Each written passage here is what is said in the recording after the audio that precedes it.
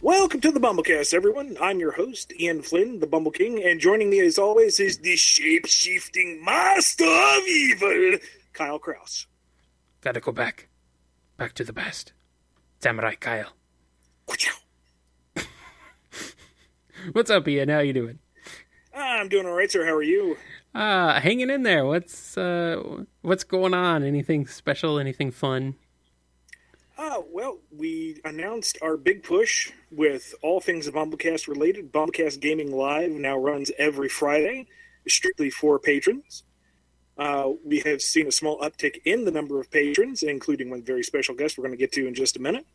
If we can get to 50 patrons, the big incentive there is we're going to get T-Lopes, the composer for Sonic Mania, musical genius and all-around really cool guy, to remix the BumbleKast theme and add that to the circulation of things we have.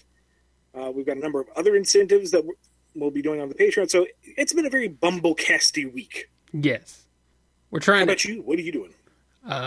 Well, we're just, I'm just been working with you, trying to make things more awesome for the BumbleKast. You know, we're coming up with some cool ideas. I think we'll be doing a lot of fun and exciting stuff, including this episode.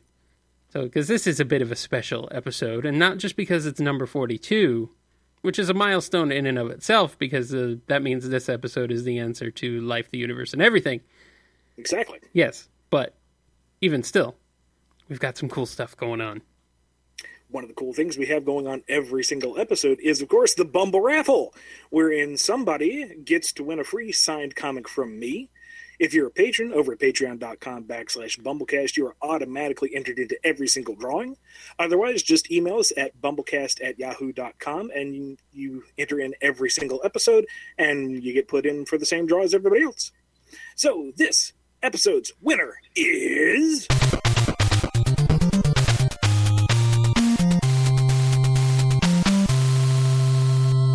Zephyr Flame! Congratulations, Zephyr. We're going to get in touch with you and figure out where we're going to send that book. Because we're both really busy, if you don't hear from us immediately, please say, where's my book?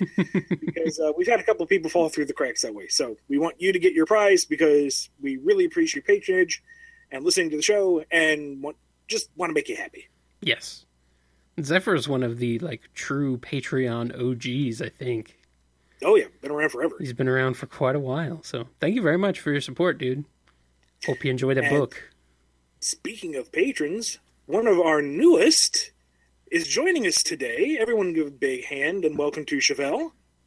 Thank you. I'm glad to be here. We're so happy to have you. What brings you to the BumbleKast? Well, I just really wanted to support you guys. I've been a big fan of Ian's work for a while, and I'm so glad you guys accepted my $25 gift certificate to Arby's. I didn't know that was all it took to get on this podcast, but it's really good to know. Bribing us with food is a very easy way to get us to do things. Bribing us in general is pretty easy. Yeah, but food especially, we're kind of bad about food. Well, of course, I'm joking. It'll take a lot more than food certificates to get on. And because I know there's going to be one or two people out there who takes it seriously. No, we didn't get bribed with food. It is a joke. That's the joke. He's funny. We make with you laugh time on show, please. Yes. Maybe. Anyway. We try at least. Yes. So, when we were talking with Chauvel and setting up this episode, asked what in particular she'd like to talk about, and she said... Samurai Jack. Oh, yeah. Hey, that's my line. We're mixing it up a little this time. That's fine. That's fine. You can take it. I'll allow it. So, since you are the guest, let's start off. How long have you been watching Jack? What is it that appeals to you? Have you been enjoying season 5? All that happy hoopla.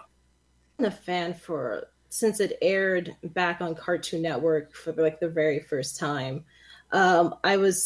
I loved every episode, and even though it's been a long time since I've seen the first four seasons, there's some parts of it that's still clear in my memory, especially the pacing of some episodes, how there were just like really quiet moments, and there was just things that I didn't normally see in other cartoons at the time, especially how well it was stylized, the composition of the scenes, all of it was really sucked me in, and I didn't exactly pinpoint out why until I was much older, and just thinking back, it's like, oh, that was a really gorgeous looking episode, or that was a really fun episode, and so on and so forth.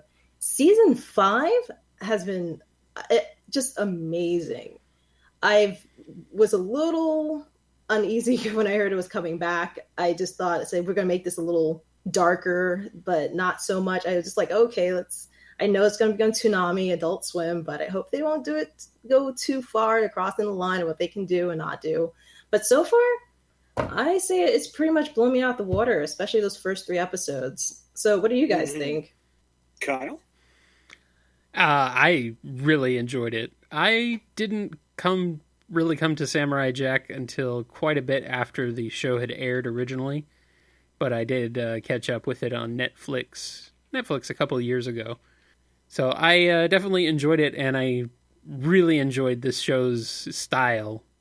Essentially, it's a very dialogue light show, but it conveys a lot without dialogue. There's so much, the characters are so expressive and really just entertaining that it shows through without dialogue. The show clearly doesn't need dialogue to convey a story at all, and that has been kept up with season 5. Season 5 is definitely a lot darker. For some reason, a lot of it reminds me quite a bit of Logan, the recent X-Men movie. I don't know, maybe it's just because it's an older, gruffer Samurai Jack, or if it's just kind of the self-loathing that he's going through. It's definitely quite a bit darker. It seems like what they did for the new Samurai Jack season was they wanted to, more than anything, appeal to fans of the original show. It's like they aged the show with the audience, with the show's original audience. They didn't necessarily want to appeal to a new audience. They knew that there were fans of this show that enjoyed it back in, what was it, 2003, 2004, when it aired originally? Thanks, now I feel really old. Something like that. So basically, like 14, 15 years ago, they knew, like, okay, our core audience 14, 15 years ago is now a lot older. So we need to also make this. I can't believe it's been that long. We need to make this show a lot more mature too. So, and I think they succeeded at doing that, where some other properties have kind of failed at making their shows darker and grittier just for the sake of it. So luckily, it doesn't seem like the new Samurai Jack has just done it just because. It actually serves the story, and there's still some really good lighthearted moments, like most of the stuff with Aku. It's still just like, he's just silly, but he's clearly going through kind of his own inner turmoil in a sense. But so that's about what I think of it. What about you, Ian? I've been with it since the beginning and really, really loved and appreciated the fact that it's not your standard cartoon or a standard action cartoon. It takes a ton of risks. Mm-hmm. And I think sometimes it might err a little bit on the side of being artsy, where I think it could be a little more concise in the storytelling. But overall, the fact that it does something so different and it does it so brazenly is wonderful and refreshing, and I really enjoy the fact that season 5 has stuck to its guns in that regard. It doesn't feel like here is our attempts at continuing Jack. It just feels like here's Jack, here's more Jack. And like you said, they aged it up with the principal audience instead of trying to create something new to appeal to the brand name recognition. Right. I think one of the most impressive things is the use of sound and music to really convey the moment. And one of the few scenes that really sticks to you in the head is in the initial, what was it, a 3-part season opening for the season 1? It was something mammoth. And when it's Jack standing alone against the seemingly endless horde of Beetleborgs, and the fight just goes on and on and on, and instead of feeling tedious, it just becomes more and more oppressive. Like you're starting to feel the weight of just how much he's fighting. And then, I guess it's maybe 2/3 through this absolute massacre, and the one robot just takes this kind of hesitant step backwards, and Jack, who hasn't said more than 10 words in this entire hour and a half, says, "No, there's no escape." You're like, oh. And here's where things turn around, isn't it? And then it goes from there. It's just moments like that stick with you. The one that I think is maybe everybody's favorite, or at least one of the top 10, is the one with the bounty hunters towards the end of season 4, where the whole episode is built around these various weirdo bounty hunters coming together and combining their plans to take out Jack. And in the space of a single water droplet, he takes them all out. He's on the screen for maybe a fifth of the episode. Not a single line of dialogue. And he is the epitome of the warrior badass. It's just, I love that one. That one in particular, I think, is wonderfully paced and directed and structured and just, is good. Seriously geeking out. Yeah. Which is that's a good show. I don't blame you. I don't blame you at all. Not I really. feel a little bad because I feel like season 5 started off really strong, and I feel like it's kind of lost its momentum and direction. And I had a lot of problems with the last episode, in part because it went in a direction that I wasn't expecting, and that's entirely on me because it's not my show. They're going to write it the way they want to. But I felt like the whole show is built on Jack overcoming insurmountable odds. Whether it's he needs to learn a new technique, he needs to think his way around the problem, or he just has spent so much time training and fighting that he has achieved a level of skill that allows him to overcome these otherwise incredible opponents. It's all about Jack's accomplishments and what he has done to get there. With the last episode, and if you haven't seen it, spoiler warning, red flag, look out. The weight of Jack's self-perceived failure drives him to almost commit ritualistic suicide, which I thought was an incredible story arc for him. And up until this episode, I thought they handled it very, very well. The problem for me is at the end, the decision doesn't really feel like it comes from him. It comes from the motivational speech from Ashi. And that in and of itself isn't the problem because her character arc is kind of the embodiment of all the good he's done for the world, and he has reversed her, who's spent an entire lifetime of being indoctrinated against him. But I felt like the whole episode of her revisiting all of these past characters and plot lines, which was really neat. I love the callback, but it felt a little hollow that it was just her at the end. Like if the whole point is supposed to be Jack sees that he was wrong, that he may not have defeated a coup, but he has been doing good for 50 years now. I feel like it would have been a much stronger moment if each of the characters that Ashi met came with her to some degree. Like the first thing is those big woolly Muppet-looking things. They're beasts of burden. What if one of them goes with Ashi to help her travel further, faster to find Jack? The archers who were saved by Jack because he showed them mercy. What if one came with them to help scout ahead? The rave party, they use their phones to social network, help track down Jack so that you have this small enclave of people saying, no, Jack, you changed our lives. You made the difference. And it's not just Ashi. So it feels like it's a culmination of everything Jack has done. Maybe they couldn't do it for budget reasons. Maybe they couldn't do it for timing or whatever, but I feel like just Ashi kind of diminished the impact of the revelation. And I never felt like Jack fully came around to it. It was more that, okay, now he's over being sad. Maybe that's me overanalyzing, but that's just my 2 cents. Because I talked about it before on another podcast, but hearing that is actually pretty interesting. I haven't really thought of it until now. After seeing the episode, it did feel like towards the end, not, I wouldn't say completely unsatisfying, but there's just something about it. I just wish there was a little bit more to it. And I think you nailed it on the head, what was bothering me after I saw the episode. Yeah, it seemed a tad bit rushed, and that might just be because of the format of, a 22-minute cartoon. How many episodes are in this season? I can't remember. I think it's just 10. I think it's 10. Yeah, not many. And that was episode 6, I believe? Yeah, 6 episodes. Mm-hmm. So a very limited time, so that is probably why they didn't go something like that, or obviously they may not have just thought of it, or whatever. But yeah, I would agree with you, Ian, that that definitely didn't kill it for me. I'm going to keep watching it.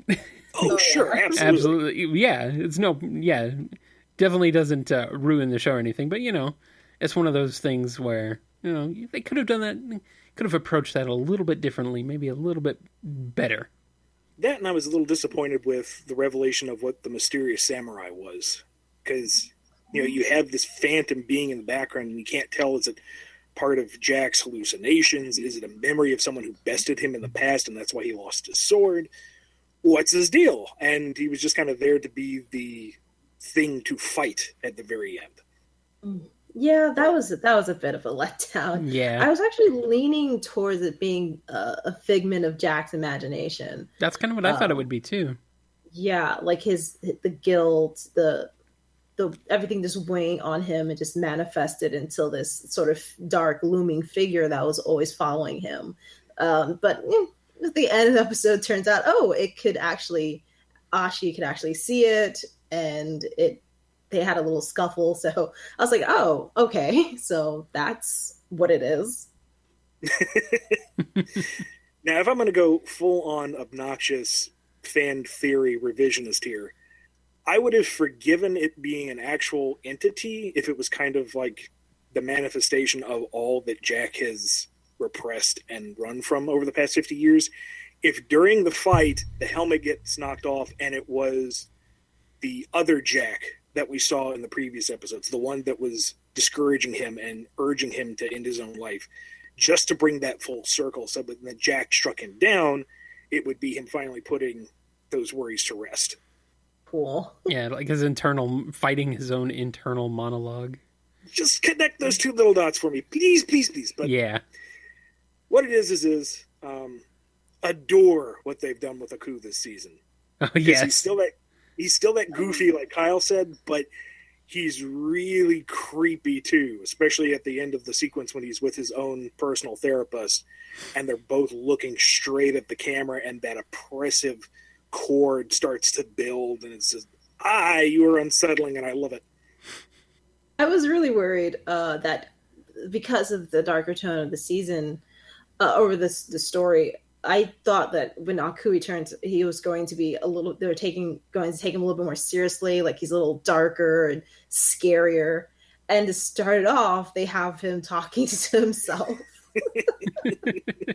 And I was so happy. I just had a big smile on my face. Like, yes, this is exactly how I remember this character. And it's really fun they didn't lose that along the way, especially after so many years. And then just to make sure that you don't think he's lost his edge, when the armies attack his tower, he wipes them out with absolutely no effort. Mm-hmm. Yeah, it's playful. It's childlike in the way that he's annihilating people left and right. And that's fun in a horrible way. I mean, not that, wholesale slaughter is a fun thing, but you know what I mean? And he just does it, and he's like bored while doing it because it just has no excitement for him anymore. It does nothing for him. It's just what he does. It's just rote. It's like a job. So while we're talking about impressions and desires and critiques of the season, let's go to, I guess, what was one of the big points of that particular episode, the Scotsman. Should he have stayed dead, or are you happy that he's a ghost? Ooh, that's... I really want him just to stay dead, but maybe, I don't know, maybe I'm just a morbid person. He came back as a ghost a little too soon. It's just like right after. It seems a little awkward that they killed him and just brought him back as a ghost. It's like, what? Wait, what? You could have given it at least 5 minutes. Yeah, why would that happen? Like, it just doesn't make any... It doesn't make any sense why they would do it so quickly. It's like, I mean, if you wanted to keep this... It's like, was there someone who, like... Someone on the writing team who wanted to keep the character and someone else who didn't and was like, okay, if you let me kill him, then you can bring him back as a ghost. And then they did it in the same episode. It's like, okay. It just doesn't I don't understand. If they were going to keep him around, why did they kill him off? It's just weird. Well, you saw how old he was. Sure. I guess they brought him back. They wanted to get him back to being younger, but I don't know. It's strange. Strange decision.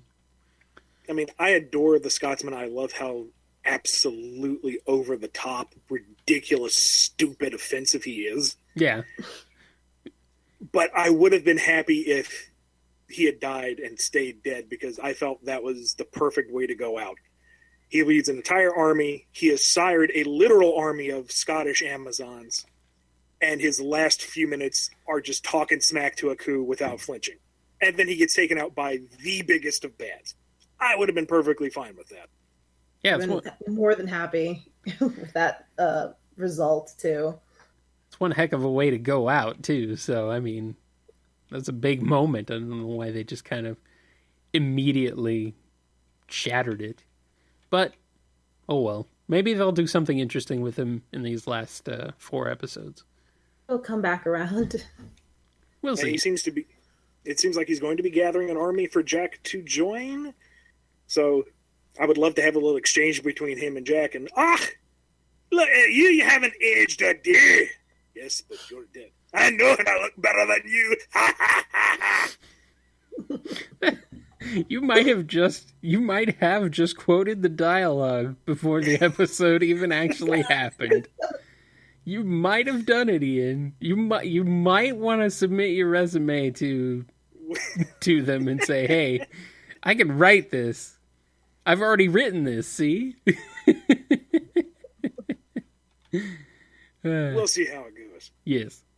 But aside from Jack, Chauvel, what else has piqued your interest animation-wise these days? Oh, you mean just in general animation outside of Samurai Jack? Yeah, what are you watching right now? What do you recommend? What's good? I wish I could recommend a lot. It's just that I've been so busy since the beginning of the year. I haven't had much time to watch anything. So I've just been rewatching old shows, just putting it into the background as I just work away. Mm-hmm. To think, I just recently, because of the podcast that I'm on, we watched Toonami.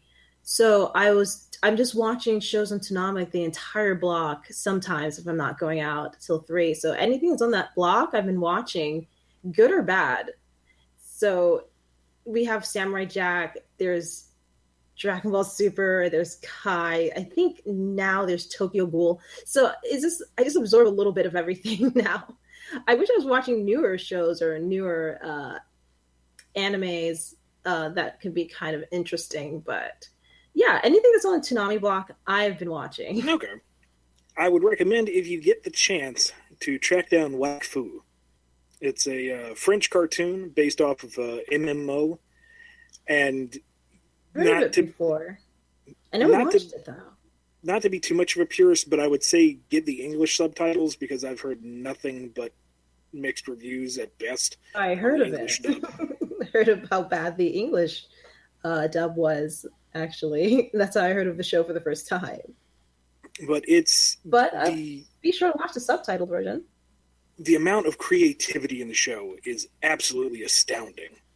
And season 1 is a little Monster of the Weekish at first, a little slow, but then once it finds its footing and really gets going, oh, buddy, does it take off. And the villain for the first season is easily, for me, within the top 5 villains of fiction, period. Nox is fantastic. I would say, is it on Netflix? The English version is on Netflix. I don't know if it has the subtitle option. I don't think so. I mean, you can power through the bad dub if you absolutely have to, but... What about you, Kyle? Are you watching anything right now? The only animated thing I'm watching would be the 2012 Teenage Mutant Ninja Turtles cartoon, which is in its 5th and final season. I believe it's its final season. Sounded like it from what I was reading. Yep. What's that? It's wrapping up? Yep. Yeah, this is going to be its last season. I've enjoyed it. There's definitely some things to complain about with it. I guess just some of the way some of the characters are treated, for lack of a better term, kind of sits poorly with me. But I have overall definitely enjoyed it.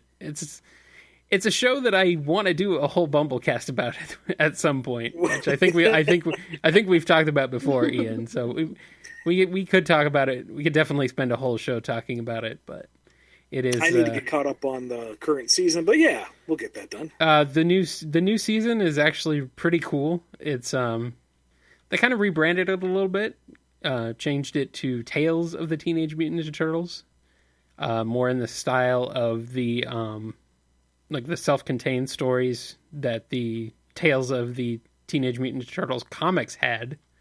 Mm-hmm. So where it's more like a, what's the word I'm looking for? Episodic? I guess, kind of. It's these self-contained story arcs that kind of connect together, but like every 4 episodes, I think there's a different storyline. Mm-hmm. But it's all in continuity, and they're all connected together. And I think they're doing a really good job with it. They changed the theme song, and I quite enjoy the new theme song. It's a kind of the whole intro is very much inspired by the James Bond style animation and credit sequences. I thought it was a big shout out to the opening to Cowboy Bebop. It might be that too, yeah. That right there tickled me no end. Yeah, and there's also the new, very jazzy rendition of the theme song, which I quite enjoy very much. So, what about you? I just realized... Oh, sorry. I just really quickly. There is a show I've been watching, an anime. Someone got me into it, but JoJo's Bizarre Adventure. Huh. I need to get into it. I've had friends screaming at me for months. You need to watch it. You need to read it. So weird. It's like the title is accurate. It's so yeah. 2 with Joseph Joestar. That's the main protagonist of that story arc. And I watched it on Toonami, and I didn't get it at first. In fact, I didn't like it. I think it's like, this is too weird for me. But every episode that went by, I got sucked in, and it's like, I want to know what this is about. There's vampires. It's a fever dream with a plot. Man who lives for thousands of years, and there's something that they call hormone, which is the power they have by breathing, and it works however they want it to work. I swear, there's no rule. There's no like, okay, is there a rule book to how to use hormone? Because you guys seem to be doing whatever you want with it. So yeah, it's bizarre, but it's fun. It's a lot of fun. It took me a few episodes to get into it, but I gotta admit, it sucked me in. I was actually kind of confused when people started talking about JoJo's Bizarre Adventure, because to me, JoJo's Bizarre Adventure is a Capcom fighting game from 1999 for the Dreamcast. Yeah, on the Dreamcast. That's how I first played the game. Yeah, and I'm like, what? Wait, what's going on? Are people playing the game again? Is that like, are people getting excited? There was like was there a recent re-release or something that people are getting excited about? I'm like, no, it's a whole new anime. It's like, oh, okay. I don't know if it's actually new or if it's just they're finally localizing it or what was going on there. Do you know? No, I just been watching it on TV. Okay. Catching it week by week. I was just curious because I'm like, JoJo's Bizarre Adventure. That's from the 90s. I remember that game from the Dreamcast. I don't know. It's weird. Do you know, Ian? You know anything about that? This is an uneducated guess, so folks, please let me know if I'm wrong, but I'm pretty sure it's a very long-running manga series that's had an anime that I think is decently faithful to the manga, and that it's just now getting a concentrated dubbing effort. There might have been previous efforts in the past, but I think this is the first time that they're really making a big push for it after the, awkward teenage years that was dubbed anime in the 90s. Now that we have quality and consistency. So I need to check it out myself. So maybe that's the next thing I'll binge on. Anything else either of you checking out? I think that's it. For me, anyway. And we've got an ad from our good friend Daniel H., who at this point is not just a patron of the show, but basically our patron saint. He'd like to give a signal boost to the Gary Sinise Foundation, named after and started by one of his favorite actors, being Gary Sinise. The Gary Sinise Foundation offers support and relief for members of the armed forces, first responders, and their families. Whether it's through music, the theater, public appearances, or donating supplies and training, the foundation goes above and beyond in giving back to those that have given so much. Please click the link below to find out more. That's www.GarySiniseFoundation.org. That's GarySinise Foundation.org, and we'll have the link in the YouTube description below. Thank you very much for that, Daniel. Hopefully folks will head out that way. All right, then. So we're going to move on into the Q&A. First up, we're going to get priority questions. Those are from folks who are over at patreon.com/BumbleKast. Anyone can ask a question either on Twitter at IanFlynnBKC or at KyleGRCB with hashtag BumbleKast. But the patrons, they get to the front of the line. Now, Chauvel, since you're the guest on the show, would you like to ask something? Let me see. Yes. Why blue? Oh, you cut out there. I'm sorry. Why blue? Okay. Why blue? Because not red, but perhaps green. Some would yellow, but I blue. Yes.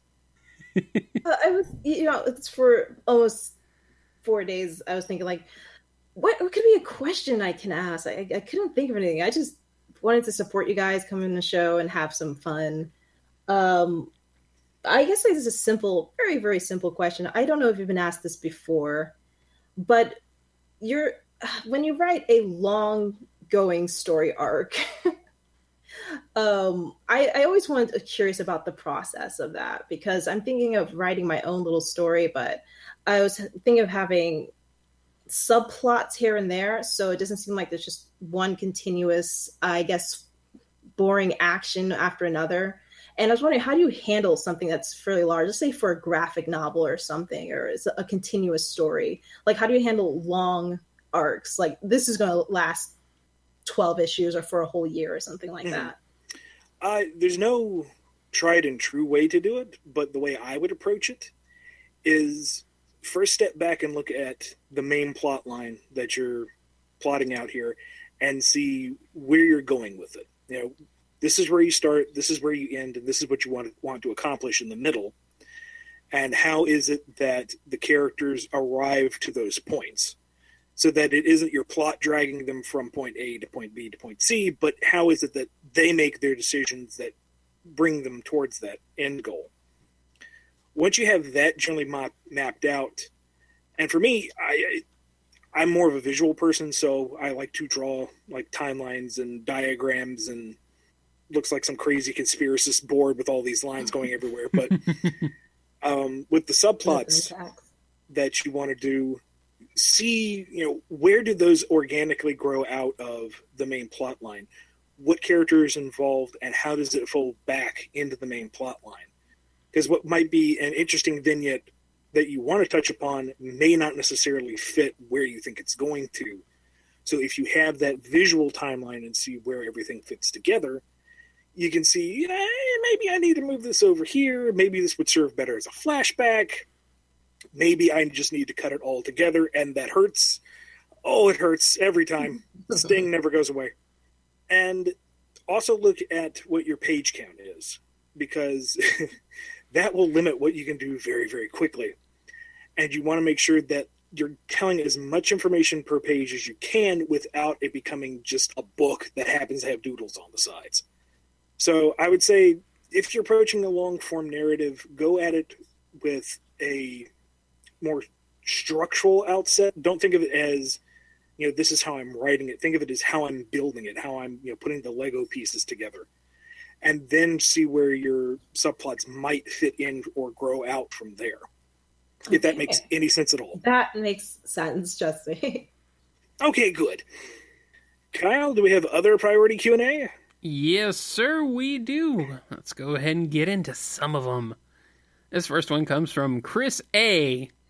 How did the Archie Sonic fans react when you rebooted the comic series? Let's split some hairs here. I didn't reboot it. I was made to do it. Because, boy, that wasn't under my control at all. I would say it was a mixed bag. There were those that were very upset, and I completely understand that. And there were others that were very excited about a new direction. There was a lot of confusion about what was going on at the time, but that can't be helped. I think the end result is that while a lot of people miss where we were going with the old continuity, most folks enjoyed the new and enjoyed where it was going. I wish I could go back and finish up what I was doing back then, but that's the entire point of Lost Hedgehog Tales, so we'll get to that eventually. And our last priority Q&A question comes from none other than Sam Cybercat. If Capcom gave you complete free reign to write for a Quake Woman game set in the Mega Man universe, how would you go about it? It's a very open-ended question. Thought of that. It's a very open-ended question. Basically, if you were given the task of making spin-off, how do? Yes. Off the top of my head, I'd like to do something, I guess, that would be reminiscent of the Mega Man core gameplay, but do something a little different, so it isn't just Mega Man with a Quake Woman skin. Since she was supposed to be for geological survey and seismic analysis, maybe give her more of a puzzle platformer and less of a shooter. So you're talking about a Mr. Driller remake? Maybe. It's hard to say off the top of my head, but probably less running and gunning, more digging and jumping. I don't know. Mega Man does just because. Mega Man does a lot of jumping, though. I mean, he is jump and shoot man. I realize that, but he's more jump so that you don't die. Maybe have her more jump to explore. Okay, I understand. All right, let's get into some standard Q&A from the big list of questions. This one comes from the Big RG. How did Shard get his name? Oh, there was a lot of back and forth on that one. I think we had like 5 separate names in the running at one point, but I think we settled on Shard because he had that Shard of Chaos Emerald in him, and because it kept with the S-sounding name that the Hedgehog seemed to keep with, Sonic, Silver, Shadow. Mephiles kind of bucked the trend, but he was weird anyway. He's barely a hedgehog. I don't know what that means, but... And next question comes from Uwai. Suppose Sega reintroduces old characters with a new design, Capcom releases some important details that contradict with the comic, or anything else that can't easily be fixed. How would you handle that? It depends on what it is. Wardrobe changes would be the easiest. Like, let's take Mighty and Ray, for example, who had their most current redesign by Leah Baker. I think those are great looks for the characters. But if Sega were to come around and say, hey, we're actually bringing them back, and now they look completely different.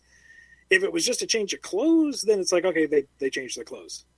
If they were complete redesigns, I don't know. Reconstructive surgery, Genesis portal, Ignore it. Genesis warble. I don't know. It depends on the context and how much time I have to bend over backwards. That's the joy and the fear of working on a licensed property, is that you are at the whim of the licensor. Yeah. You don't control what happens, so if they redesign a character suddenly, that's the character now.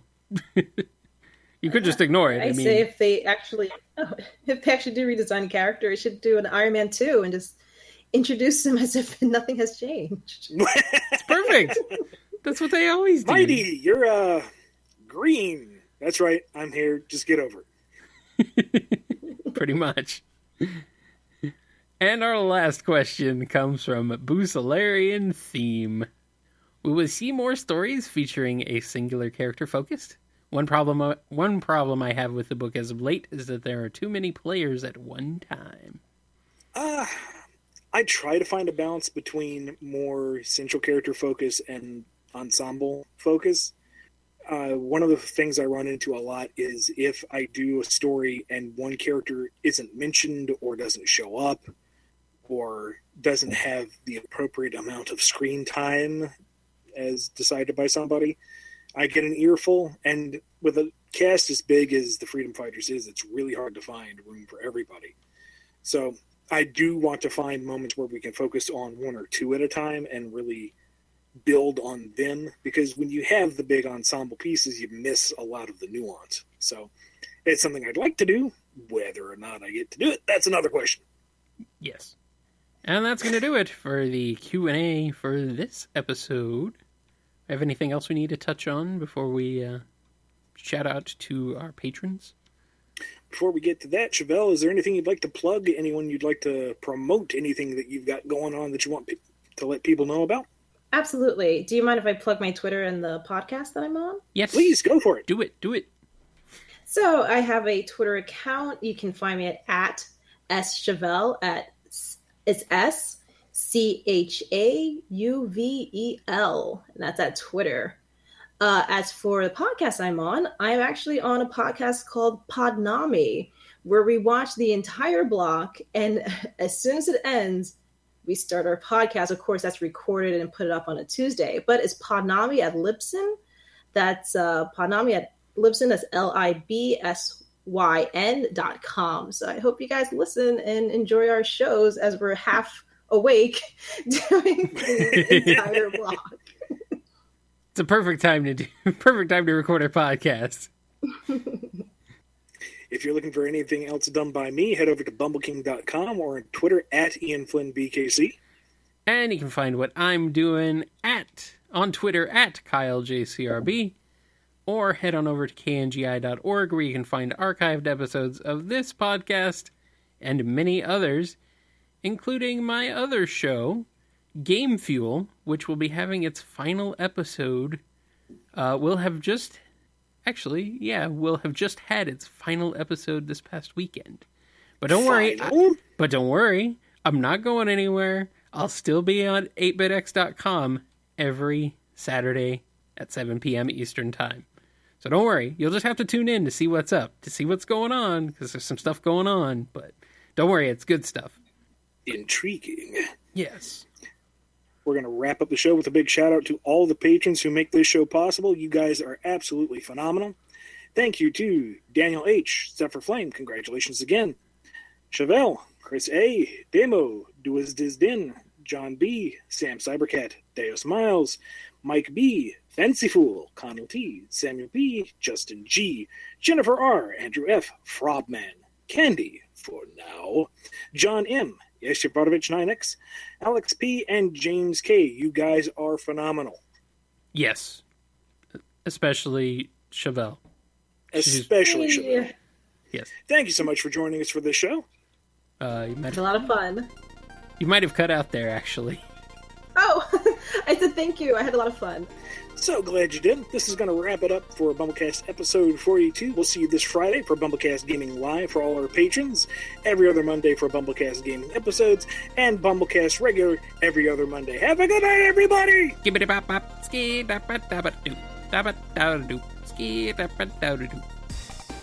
Wait, that's not our theme song. Never mind. I shouldn't have done the Aku intro. You're Kyladouche. Kyla douche? Wow. Yeah, I stepped in that one, didn't I? Oh, well, at least you finally admit it. Scaramouche. It's hard to make Kyle fit with Scaramouche, okay? Kylamooch? Kylamooch? There we go. Hi there, and thanks for listening to the BumbleKast. If you liked our show, be sure to hit the subscribe button and consider supporting us on Patreon.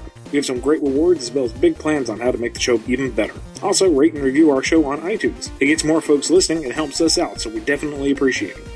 Original music composed by Ken Coda Snyder, used with permission. Find more of his music at bc.s3m.us and find the theme song at noisechanradio.bandcamp.com, available as a pay-what-you-want download. That's not going in the blooper reel. Why not? We're a family show. Why? So we can stand out against the others. Oh, that's no fun.